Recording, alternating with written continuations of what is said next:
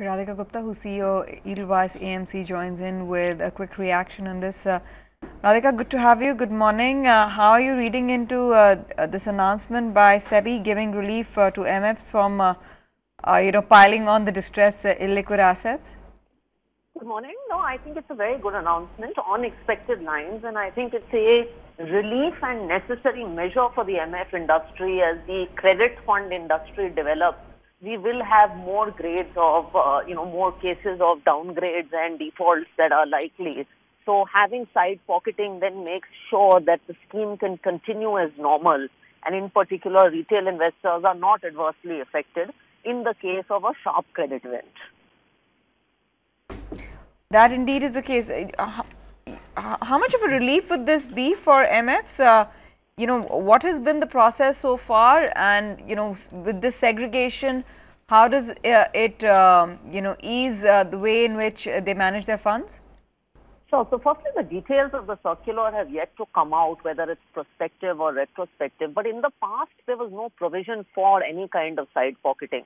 So when an asset went bust, so to say, the asset was bust, redemptions would start coming into the scheme. As the chairman said, usually institutional investors had way of that first. The scheme would take an adverse write-down, and as redemptions happened further, that particular asset was more and more concentrated. It was a larger and larger part of the scheme.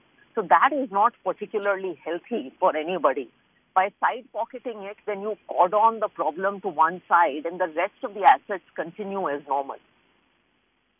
From a risk management perspective and from, how fund managers take decisions depending upon the risk of the underlying, this segregation, won't it allow fund manager to take more risk because now if asset goes wrong, it can be parked somewhere else, and you would continue the operation as it is? I don't think so. From what I understand of SEBI, when the details come out, side pocketing will be allowed in very, very sharp cases. So extreme downgrades in a short period of time, and they'll probably limit the number of times that you can allow side pockets, is at least my guess.